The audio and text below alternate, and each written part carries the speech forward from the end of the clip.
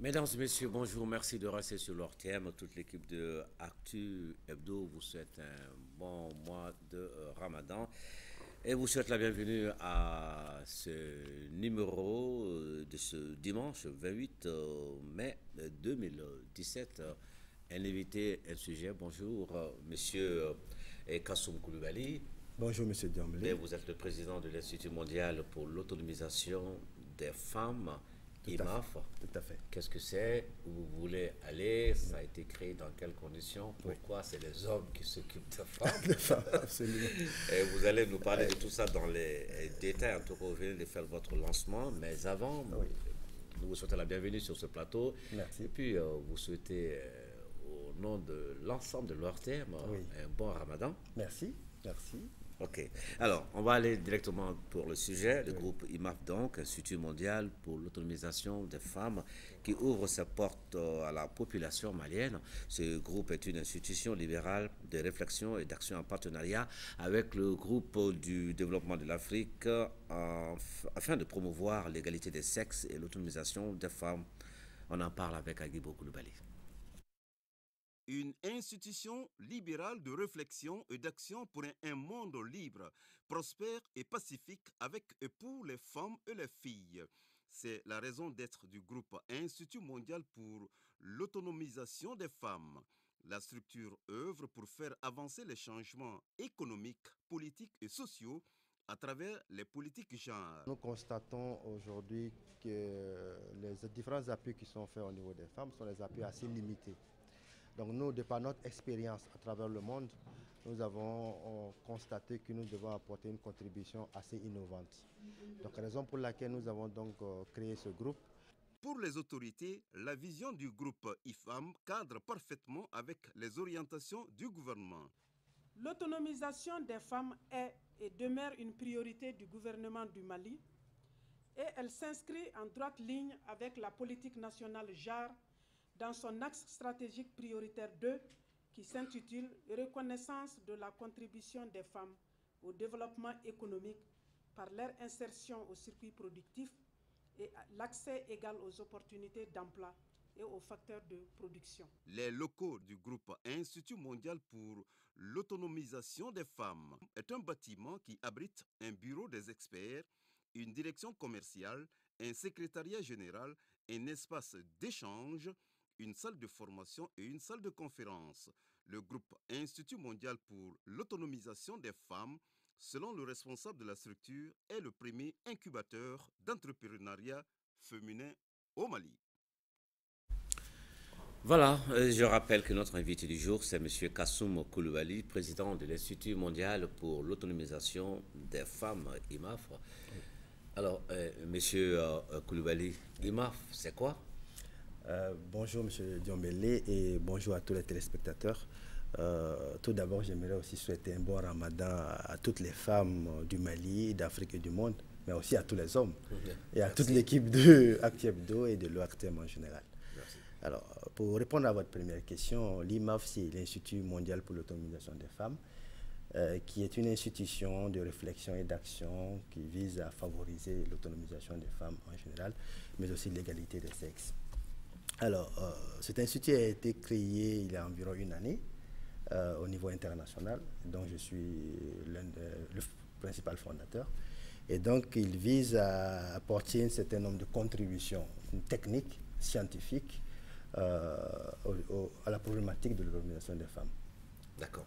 Alors, vous parlez de IMAF, vous parlez également de notre ensemble groupe du développement de l'Afrique. Tout à fait. Alors, où est la connexion entre les deux organisations? Alors, très bien. D'abord, il faut comprendre que c'est le groupe IMAF qui est une grosse entité qui regroupe plusieurs institutions spécialisées. Nous reviendrons plus en détail sur ces institutions spécialisées. Mais le groupe de développement de l'Afrique, c'est un groupe d'économistes qui est basé à travers l'Afrique, qui réfléchit sur les problématiques de développement. Alors donc, nous avons bénéficié de leur appui dans le cadre de la mise en place de cette structure, parce que notre territoire cible est l'Afrique. Parce que l'Afrique, aujourd'hui, tout le monde le dit, est le continent de l'avenir. Nous disons que c'est le continent du présent. Et comme c'est le continent du présent, c'est le continent des femmes africaines. Alors, vous êtes une organisation non gouvernementale. Absolument. Et vous avez des partenaires. Absolument. Qui sont-ils? Nous avons beaucoup de partenaires qui sont issus du système des Nations Unies. Nous avons des partenaires qui sont des organisations non gouvernementales, internationales et nationales. Nous avons des partenaires qui sont d'autres institutions de recherche à travers le monde. Nous avons des partenaires aussi qui sont dans le secteur privé, mais aussi des associations et des organisations de femmes au niveau rural qu'au niveau urbain. D'accord. Mais comment fonctionnez-vous concrètement? Vous êtes un organe consultatif, mais comment ça se passe? Alors, nous sommes un organisme technique d'accompagnement des gouvernements dans un premier temps, parce que toute l'initiative que nous portons, c'est d'abord d'élaborer des politiques qui soient assez idoines pour pouvoir favoriser l'autonomisation des femmes. Donc, quand nous parlons de gouvernement, c'est des gouvernements nationaux, mais aussi des gouvernements locaux et régionaux, comme dans le cas du Mali. Alors, donc, nous accompagnons aussi les organisations de femmes à la base, qu'ils soient des sociétés coopératives ou que des associations ou des ONG féminines. Et nous travaillons aussi avec des femmes individuellement. Donc ça, c'est comme ça que nous fonctionnons. Mais nous avons, comme l'a dit le reportage tout à l'heure, là, nous avons donc à partir du Mali créé le premier incubateur d'entrepreneuriat féminin qu'on appelle le Centre d'entrepreneuriat féminin d'Afrique. Ok. Lorsque vous dites que vous accompagnez les femmes, comment vous les accompagnez? Alors, vous les financez? Alors, nous avons vous les encadrez? Nous avons 4 types d'accompagnement. Vous cherchez des sources de financement pour elles? Oui. Vous les garantissez? Absolument. Alors, dites-nous. Je viens concrètement. Dans le cadre de l'entrepreneuriat féminin, nous avons plusieurs étapes. La première étape, d'abord, c'est d'identifier des femmes entrepreneurs potentielles, c'est-à-dire celles qui n'ont jamais créé une entreprise.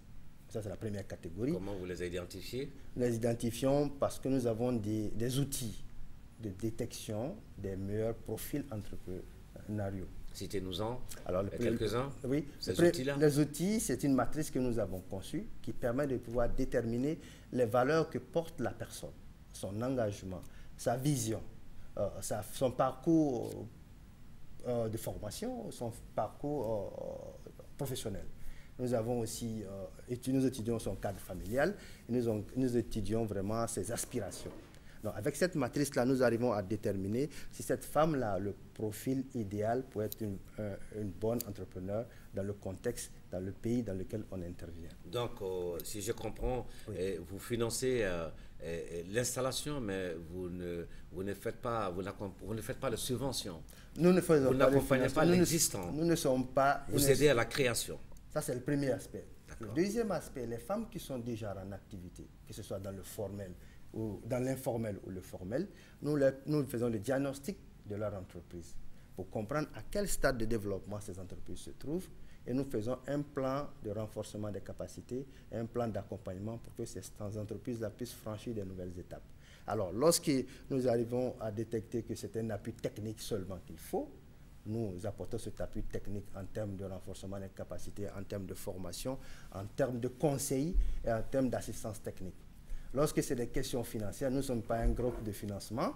Nous approchons d'autres institutions financières qui ont les capacités, que ce soit les banques ou les institutions de microfinance ou d'autres fonds d'accompagnement pour leur permettre d'avoir les ressources nécessaires pour pouvoir développer leur entreprise. Ça, c'est ce que nous faisons avec les entreprises qui existent. Ok, M. Koulibaly, oui. L'IMAF, l'Institut mondial pour l'autonomisation des femmes, ne vient pas sur un terrain vierge. Nous avons déjà vu des organisations, des organismes, des associations et autres groupements, et que ce soit fait par les hommes ou des femmes, et œuvrer intensement sur le terrain pour la cause des femmes. Nous avons vu dans l'élément de reportage qui est passé que vous constatez qu'il y a un appui fait aux femmes, mais que ce sont des appuis limités. Vous voulez aller plus loin, peut-être à un niveau souhaitable. C'est quoi ce niveau que vous voulez atteindre avec les femmes? Alors, notre spécificité, d'abord, il faut reconnaître que l'Institut mondial, ce n'est pas seulement opérationnel au Mali. Comme vous savez, nous sommes opérationnels depuis une année à travers le monde. Et donc, nous avons mis en place un réseau international d'experts. Donc, qui nous font que nous arrivons à bénéficier de l'expertise et de l'expérience faite dans d'autres pays, que nous pouvons capitaliser dans différents pays où nous intervenons. Donc ça, c'est notre spécificité. La qualité de nos réflexions, la qualité de nos productions et la qualité de notre équipe qui travaille sur le terrain. Ça, c'est notre premier appui. Un deuxième appui, c'est notre approche. Notre approche est essentiellement basée, premièrement, sur la recherche-action. pour pouvoir déterminer réellement où se trouvent les goulots d'étranglement afin de pouvoir apporter des solutions qui soient adéquates.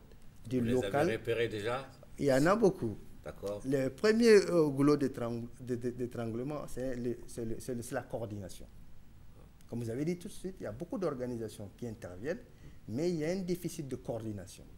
Ça, c'est le premier problème. C'est le premier problème majeur. Vous allez y trouver une solution. Absolument. En quoi faisant? D'abord, en travaillant avec les autorités qui sont en charge de la promotion de la femme au Mali ou dans d'autres pays, à pouvoir des fois identifier, faire une cartographie de tout ce qui est fait aujourd'hui en matière d'autonomisation des femmes, que ce soit au niveau rural ou au niveau urbain. Ça, c'est le premier aspect. Deuxièmement, favoriser donc un réseautage de tous les acteurs au niveau national, mais aussi au niveau régional ou local. Et troisièmement, c'est de faire en sorte qu'on puisse remultiplier les cadres de concertation afin qu'on ne perde pas assez de ressources alors que nous n'avons pas assez d'impact sur le terrain.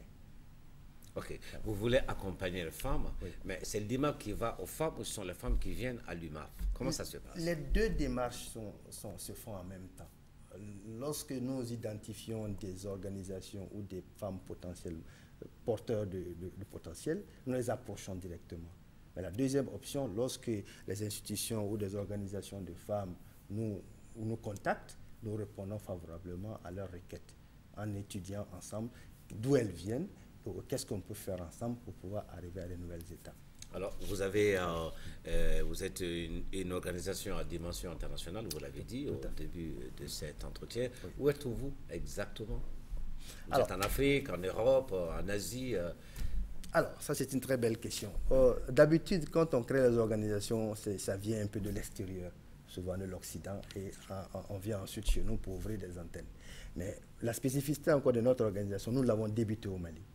Donc le groupe IMAF, en tant qu'institution d'envergure mondiale, est parti du Mali. Donc ce sont des Maliens qui ont initié ce projet avec d'autres amis à travers le monde.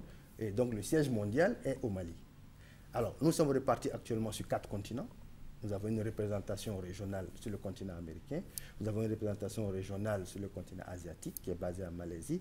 Nous avons une représentation sur le continent européen qui est basée en France. Donc ça, c'est notre représentation géographique globale.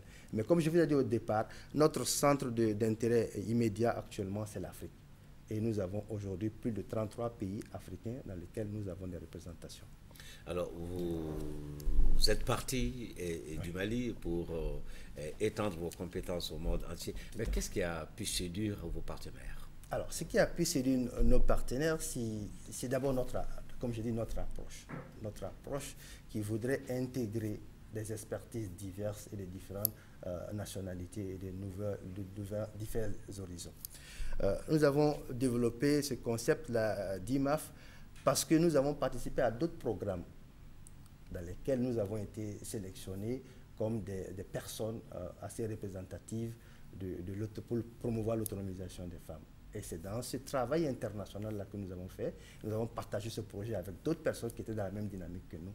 Et ça nous a permis de faciliter le lancement d'une telle initiative. D'accord. Vous êtes ouvert, ça veut dire que les femmes peuvent venir à l'IMAF, comme vous pouvez aller aussi aux femmes.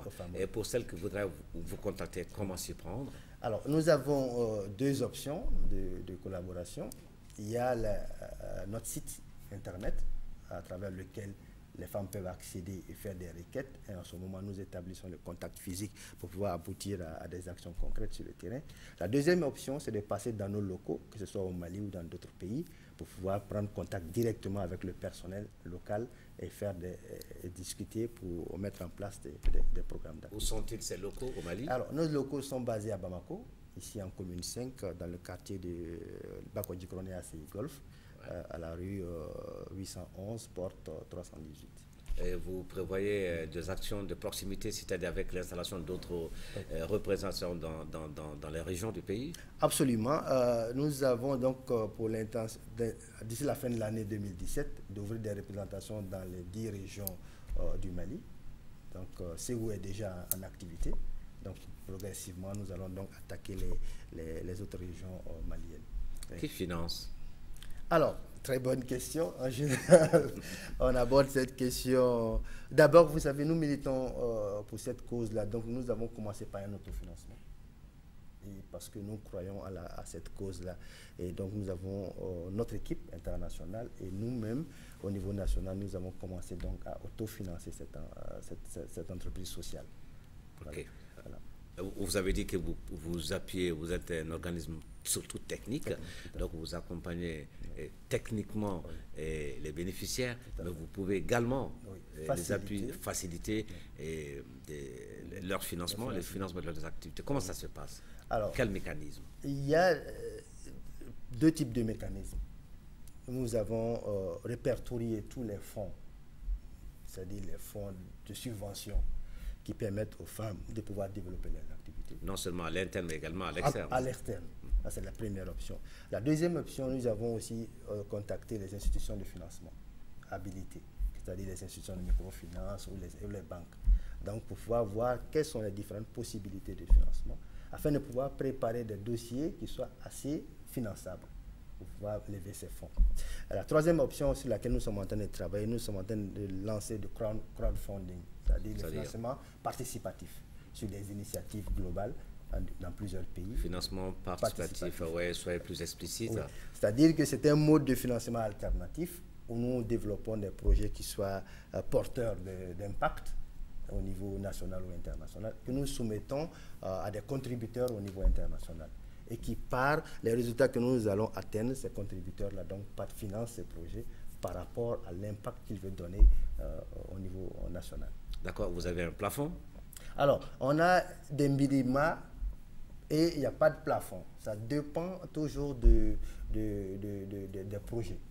Voilà, donc on part de $200, qui est approximativement un peu plus de 100 000 francs CFA, et on peut monter jusqu'à des grands projets. Mais ça dépend toujours des porteurs de projets, que ce soit des femmes individuellement ou des organisations. C'est des appuis comme ça ou c'est des prêts à faible taux? Oui, il y a des prêts à faible taux, il y a des subventions qu'on peut faciliter, mais il y a des prêts à taux normal qu'on connaît. Mais surtout, il faut revenir à une question assez pratique, c'est que nous travaillons surtout pour voir en sorte de mettre en place des mécanismes qui permettent aux femmes d'avoir plus facilement accès à des crédits avec des taux qui soient des taux réduits. Parce que nous savons que le défi aujourd'hui du financement, ce n'est pas forcément le taux d'intérêt, c'est plutôt la capacité de l'entreprise à pouvoir rembourser les fonds qu'on lui donne. Donc, la capacité de l'entreprise à générer des revenus. C'est ça qui est le plus important. Alors, est-ce que vous avez également des préférences quant au choix des activités? Est-ce que vous financez beaucoup plus dans l'agriculture que dans la transformation ou dans le commerce? Alors, et est-ce que vous avez des activités en pôle position? Bien sûr. Aujourd'hui, notre secteur prioritaire, c'est le secteur agricole et agroalimentaire. Quand vous voyez aujourd'hui dans le secteur de la transformation, aujourd'hui au Mali, pour parler que du Mali, prioritairement, il y a beaucoup de femmes qui sont engagées à ce niveau. Et donc, c'est un groupe cible sur lequel nous voulons travailler. Je rappelle que nous ne sommes pas un organisme de financement. Nous facilitons le financement en élaborant des plans d'affaires, en faisant du coaching aux femmes entrepreneurs et aussi en trouvant des mentors qui peuvent accompagner ces femmes-là à pouvoir développer leurs activités au niveau national et international. Est-ce que vous avez au préalable procédé à un certain diagnostic du volume du travail qui vous attend? Alors, le volume de travail il est assez immense. C'est pour ça que je vous ai dit, depuis une année que nous avons commencé le travail de préparation. Il s'agissait de déterminer les différents critères d'entreprise, les nombres d'entreprises qui existent, les organisations qui sont sur le terrain, afin de pouvoir calibrer notre approche. Et c'est à l'issue de ce travail de recherche de terrain qui nous a permis donc de pouvoir donner. Mais le travail, il est immense. Est-ce que vous avez une certaine idée, mais est-ce que vous avez une idée certaine du nombre, par exemple, à peu près de femmes qui se trouvent dans votre pipe? Oui, aujourd'hui, nous avons fixé des objectifs. Parce qu'on n'a pas cartographié toutes les femmes du Mali, mais on s'est donné des objectifs. On s'est dit que d'ici la fin 2017, nous allons faire en sorte d'avoir au moins 500 femmes au Mali ici que nous pouvons accompagner individuellement pour pouvoir vraiment soit amorcer le lancement de l'entreprise, soit leur permettre de pouvoir développer leur entreprise existante. Alors, est-ce qu'à partir de cette étude, vous êtes parvenu à faire un ciblage géographique? Vous savez à peu près où elles sont, où est-ce qu'on va les dénicher, ou les aider? Oui. Généralement, elles sont où, ces femmes-là, à aider, à appuyer, à accompagner? Elles sont dans deux milieux sociaux différents, le milieu rural et le milieu urbain. Mais notre force aujourd'hui, comme nous avons dit, notre priorité c'est le secteur agricole et agroalimentaire. Naturellement, 75% de notre appui visera les femmes du milieu rural. D'accord. Alors, M. Kassoum Koulibaly est le président de l'Institut mondial pour l'autonomisation des femmes, des hommes engagés dans le combat pour les femmes. Oui. Pourquoi? Oui. C'est quoi votre motivation? Bon. Généralement, c'est affaire de femmes. Ah oui, généralement, c'est affaire de femmes. Celles qui réclament leurs droits. Oui. Mais vous dites on n'en fait pas assez pour les dames. Oui. Et c'est quoi votre motivation? Nous avons la conviction qu'aujourd'hui, si on doit favoriser l'autonomisation des femmes, il faudrait que les hommes s'impliquent.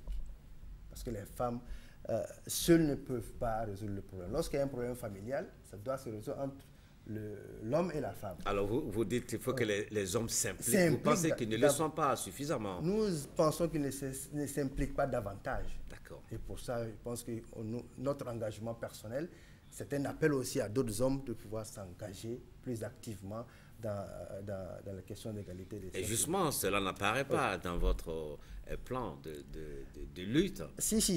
Vous axez sur la femme, vous voulez les aider. Oui. Mais on ne peut pas les aider sans impliquer les hommes. Bien sûr. Ça n'apparaît pas. Bien sûr. Nous avons un programme spécifique qu'on appelle Men Engage.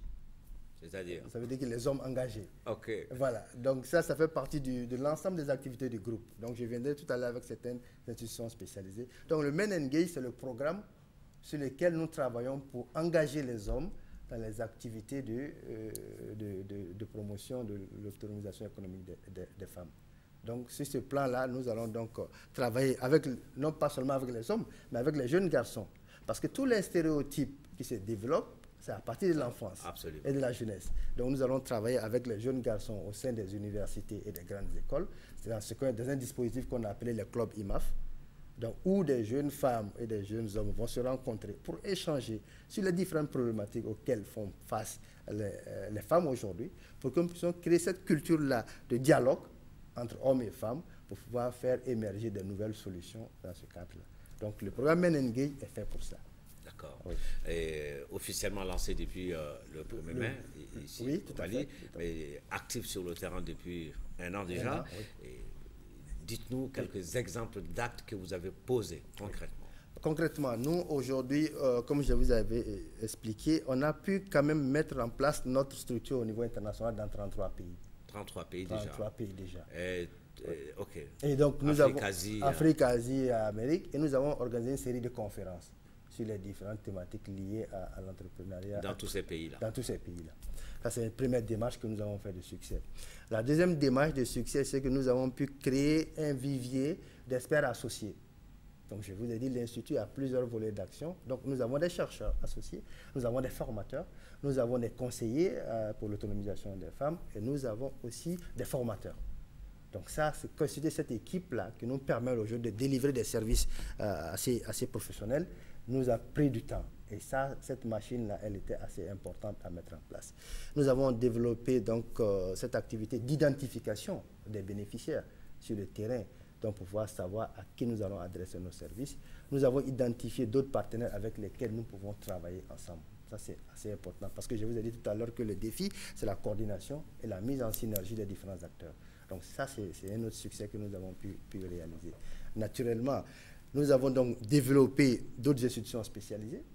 D'abord, la première institution spécialisée, c'est le Centre de leadership politique des femmes. Parce que comme vous savez, aujourd'hui, le Mali... Ce centre s'occupe de quoi? Ce centre s'occupe spécialement de pouvoir faciliter l'inclusion des femmes dans le système de gouvernance, que ce soit notamment dans les postes électifs. On voit aujourd'hui que l'Assemblée nationale du Mali, par exemple, a 13 députés sur 147, environ 8%. Donc nous allons faire en sorte qu'aux prochaines élections, on puisse doubler ce taux.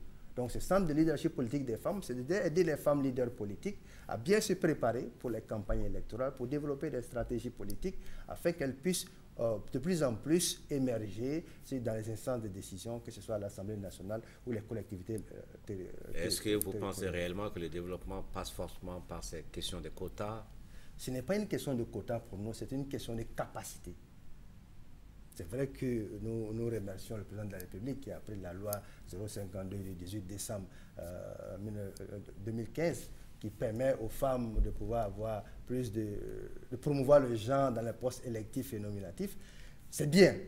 Mais nous pensons qu'aujourd'hui, les femmes doivent se réveiller elles-mêmes, développer leurs capacités et pouvoir gagner leur place au sein des instances de décision. C'est ça qui est durable et c'est ça qui va être... Le quota, c'est un appui ponctuel, mais à terme, nous souhaiterons que les femmes puissent développer leurs capacités intrinsèques, elles puissent avoir des fonctions par leurs capacités, non pas forcément par leurs quotas. Ok, lorsqu'on vous écoute dans vos assertions, lorsqu'on lit même l'intitulé de votre organisation, Institut mondial pour l'autonomisation des femmes, il y a ce mot générique, autonomisation. Qu'est-ce que vous entendez par là exactement? Qu'est-ce que ça veut dire pour vous? Exactement, c'est de pouvoir faire en sorte que les femmes... Qu'elles soient autonomes financièrement, qu'elles soient au centre de décision, qu'elles soient... C'est un peu tout ça. Donc, vous comprenez déjà le concept. Ah ben, je demande, je ne suis pas certain. C'est-à-dire que c'est de pouvoir donner aux femmes les capacités intellectuelles, économiques, politiques et sociales pour qu'elles puissent décider de leur destin. En fait, de manière simplifiée, c'est cela. Alors, donc, cela passe par plusieurs types d'activités que nous faisons des études et des recherches pour leur permettre de pouvoir bien comprendre l'environnement dans lequel elles se trouvent et où est-ce qu'elles peuvent agir pour pouvoir lever les gaps. Ça, c'est le premier aspect. Le deuxième aspect, c'est l'information et la communication. Donc, nous développons des programmes d'information et la communication et nous avons mis en place un réseau de communicateurs pour l'autonomisation des femmes. Alors, c'est un réseau de communicateurs qui est composé de journalistes, de communicateurs traditionnels, pour pouvoir permettre aux femmes de pouvoir créer, de faire des plaidoyers, de sensibilisation pour les femmes. Le deuxième aspect, c'est l'assistance technique et les conseils. Donc, on leur permet donc de partir d'un point A pour arriver à un point B. Voici ce que vous devez faire, voici ce que nous pouvons faire ensemble pour arriver à ce niveau. Et le troisième aspect, et le quatrième aspect qui est non moins important, c'est l'éducation et la formation. Et ça, c'est extrêmement important pour nous. Nous avons des programmes de formation que nous avons conçus, que nous pouvons permettre de mettre à disposition des femmes, que ce soit les femmes politiques ou les femmes entrepreneurs, pour leur permettre donc d'avoir ce niveau d'autonomisation pour qu'elles puissent quand même contribuer à la croissance économique de nos pays et du bien-être de nos nations. Ok, très belle ambition, objectif cyclopéen, mais bravo quand même à l'IMAF qui a déjà 1 an de parcours, se retrouve dans 33 pays à travers le monde. Ça veut dire que dans tous ces pays, vous voulez amener les femmes à épouser les rythmes des pulsations du monde moderne. Absolument. N'est-ce pas? Absolument. Mais cela avec... vous convenez avec moi que dans cet ensemble, qu'il y a également des agendas domestiques. Et qu'est-ce que vous en faites? Est-ce que vous traitez au cas par cas? Parce qu'il y a des questions culturelles. Et qu'est-ce que vous faites? Ou vous les ignorez superbement? Non, pas du tout. Nous avons une approche assez pratique. Nous partons du local au global. Donc, on a des concepts génériques, mais que nous adaptons à chaque contexte local. La compréhension, la participation des femmes au processus de décision au Mali ne sont pas pareilles, par exemple, qu'en Côte d'Ivoire, qui ne sont pas pareilles qu'en Chine, ou qui ne sont pas pareilles qu'en Malaisie. Donc, nous avons une approche locale des problèmes mondiaux. D'accord. Voilà. Donc, ça, c'est notre force aussi, d'agir du local au global en faisant en sorte qu'il y ait une synergie d'action dans les différents pays. Ok. Et traitement global avec une capacité de gestion au cas par cas. Au cas par cas, voilà. D'accord. Tout à fait. Et votre raison d'être? Oui. Notre raison d'être, c'est par les questions d'éducation, de sciences, de culture en général, de promotion des droits des femmes, de contribution au progrès d'une société en paix et en sécurité, comme le cas dans lequel nous sommes là au Mali, qui sort d'une grave crise. C'est de faire en sorte que nous puissions être une organisation qui contribue à la promotion de la paix universelle, qui contribue au bien-être de nos populations et au bonheur de tous. Alors, une vision large, le chemin est long, la voie semble bien éclairée en vous écoutant. Et vous allez fonctionner comment? Par quinquennat, vous avez un programme. Comment vous allez évoluer pour pouvoir évaluer les actes que vous allez poser? Alors, comme vous l'avez si bien dit, cette vision que nous avons d'un monde en paix, d'un monde prospère, d'un monde libre, avec et pour les femmes et les filles, nous avons donc un plan stratégique. Ce plan stratégique-là que nous avons développé lorsque nous avons fait les phases préliminaires, qui est la vision 2030, qui épouse donc la vision des objectifs du millénaire pour le développement, c'est de pouvoir déjà atteindre 50 pays d'ici 2030. Alors quand je dis 50 pays, c'est d'avoir vraiment consolidé nos acquis dans les 50 pays. Donc ça, c'est déjà vraiment notre horizon en termes de couverture géographique. Et c'est 50 pays qui soient bien répartis entre les 5 continents du monde entier. Quel est le véhicule? Ok, allez-y. D'accord. Deuxièmement, nous sommes en train de mettre en place des équipes régionales, donc qui vont coordonner les activités au niveau régional. Donc le bureau du Mali couvre l'Afrique.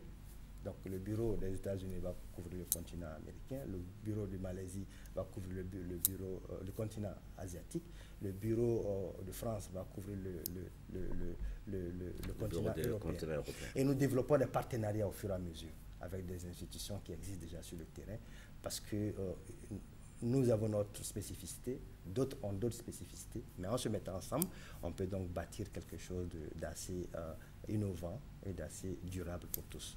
Vous avez l'air vraiment confiant dans cette stratégie qui va être le véhicule qui va vous transporter vers ces différents objectifs. Mais où réside votre confiance là? La confiance réside dans notre parcours personnel. Ça, c'est très important. Nous avons eu la chance de faire des meilleures universités à travers le monde.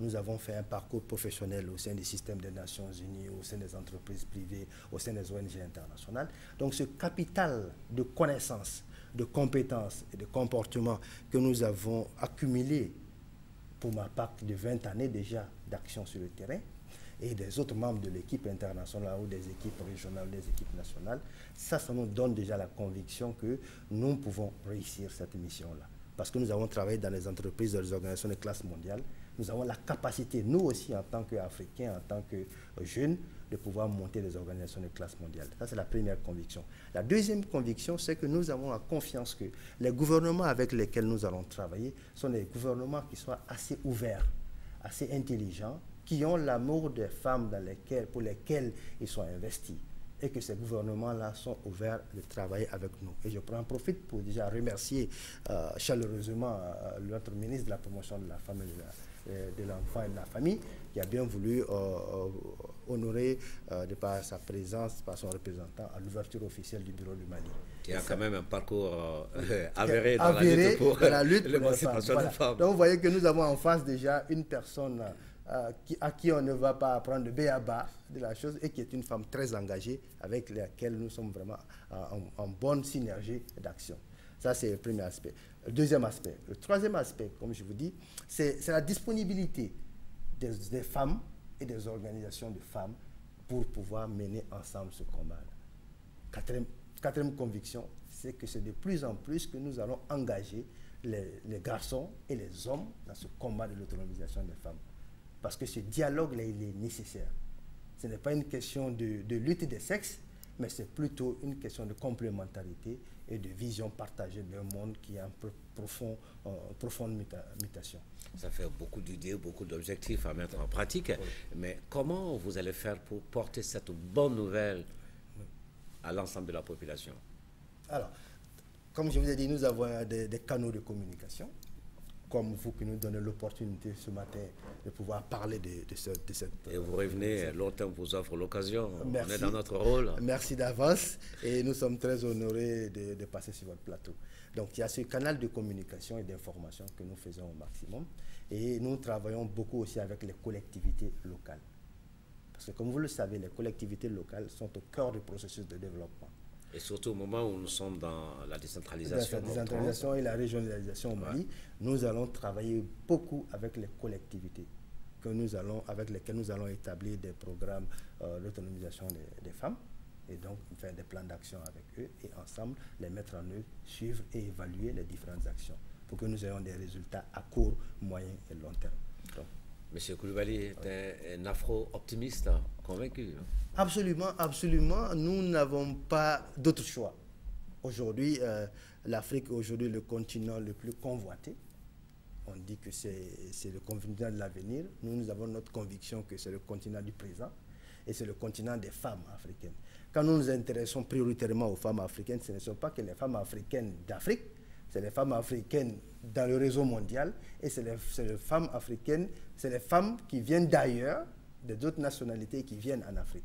Donc l'Afrique, c'est le monde. Donc voilà pourquoi nous sommes des panafricanistes convaincus, nous sommes des féministes convaincus, et nous œuvrons ensemble pour que cette région africaine-là soit porteuse, n'est-ce pas, d'espoir pour l'humanité. D'accord, mais nous avons vu quand même, vous avez dit l'Afrique est le continent convoité, mais il y a deux voies. Il y en a qui disent que ce n'est pas une destination conseillée. Qu'est-ce que vous dites? Ça dépend de l'intérêt des uns et des autres. Bien sûr, quand on veut venir exploiter, on dit il faut venir. Il faut venir, mais de l'autre côté, qu'est-ce que vous répondez? Et quel est le comportement que nous devons adopter, nous, Africains? Nous, Africains, je pense que premièrement, il faudrait que nous nous battions, nous, Africains, pour la paix et la sécurité. Ça fait partie de nos priorités. La question des femmes, paix et sécurité. C'est de faire en sorte que les femmes puissent être impliquées dans la prévention, la gestion, la consolidation dans les conflits et la consolidation de la paix, tel qu'au Mali actuellement. Si nous arrivons à avoir un continent qui est pacifié, nous allons avoir de plus en plus de personnes qui viendront chez nous, qui ne se poseront pas de questions. Mais la deuxième chose, quand les autres viendront chez nous, il faudrait qu'ils trouvent en face des personnes qui soient capables, autonomes, pour pouvoir prendre des décisions, pour pouvoir négocier et établir des partenariats gagnant-gagnant. Mais généralement, malheureusement, ces personnes capables veulent partir aussi.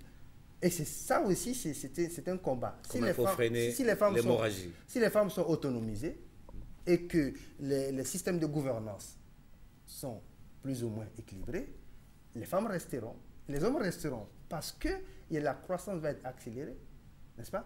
On aura moins de mortalité infantile, on aura plus de possibilités de pouvoir prendre en charge nos besoins immédiats et nous allons pouvoir attirer le maximum de personnes. Conclusion, notre développement passera par les femmes ou ne se fera pas? Absolument.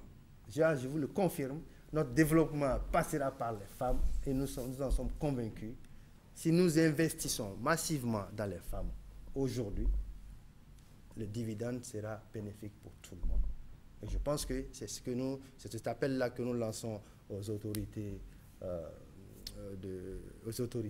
c'est cet appel que nous lançons aux collectivités, c'est cet appel que nous lançons aux femmes surtout.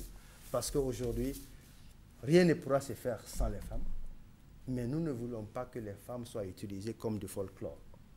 Nous voulons que les femmes soient autonomisées pour que nos nations soient résilientes. Et dans ce cadre d'action, le groupe IMAF et tous ses partenaires sont disponibles pour pouvoir accompagner les gouvernements nationaux, locaux, les organisations des femmes, les femmes individuellement, en mettant en place des institutions très importantes. Et il y a un aspect qui est important, notre groupe travaille aussi sur les violences basées sur le genre. Et ça, c'est une question fondamentale, surtout en période de guerre. Aujourd'hui, où nous sommes au Mali, il y a beaucoup de violences qui sont faites aux femmes pendant les périodes de conflit, qu'il faut d'abord documenter et qu'il faut résoudre. Il faut que l'état de droit soit appliqué pour ceux qui sont les bourreaux des femmes. Et aujourd'hui, on sait que ce dossier n'avance pas beaucoup. Et nous interpellons tout le monde pour que nous puissions faire en sorte que les femmes soient...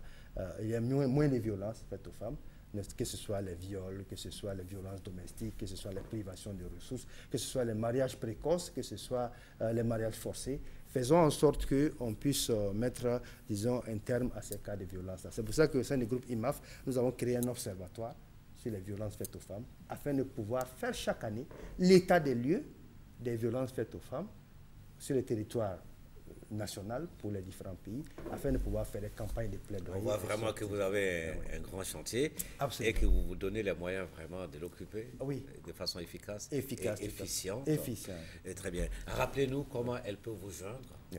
Alors, nous avons donc le site sur lequel on peut nous joindre, qui est www.giwegroup.org. L'adresse géographique? L'adresse géographique, c'est à Bamako, ici, c'est à Bako-Djikroni, ACI Golf. C'est la rue 811, porte 318. Vous êtes joignable à tout moment? Nous avons un téléphone fixe qui est le 20 28 26 26. Vous reprenez à l'intention des femmes encore? Merci. Les femmes peuvent nous joindre au numéro de téléphone 20 28 26 26. Nous avons des téléphones portables. C'est le 76 46 51 77 ou le 66 46 51 77. Ok, merci à vous, Monsieur Kassoum Koulibaly, président de l'Institut mondial pour l'autonomisation des femmes. Vous venez de faire le lancement officiel de cette structure dans notre pays. Tout à fait. C'était cette semaine. Mais nous rappelons quand même que vous êtes sur le terrain depuis maintenant un an, oui. et que vous voulez aller loin. Très bien. Et vous irez loin, Inch'Allah. Merci d'être venu et revenez chaque fois que vous avez besoin de faire passer l'information, la bonne à l'intention du public. Nous sommes là pour ça. Et c'est un plaisir de vous servir. Merci de nous avoir suivis, mesdames et messieurs. Tout à l'heure, le journal de 13h, présentation Mohamed Ould Mamouni, Inch'Allah. Et dimanche prochain, canal 12-13, le prochain rendez-vous avec Actu Hebdo. Excellent après-midi dominical et bonne journée des jeunes.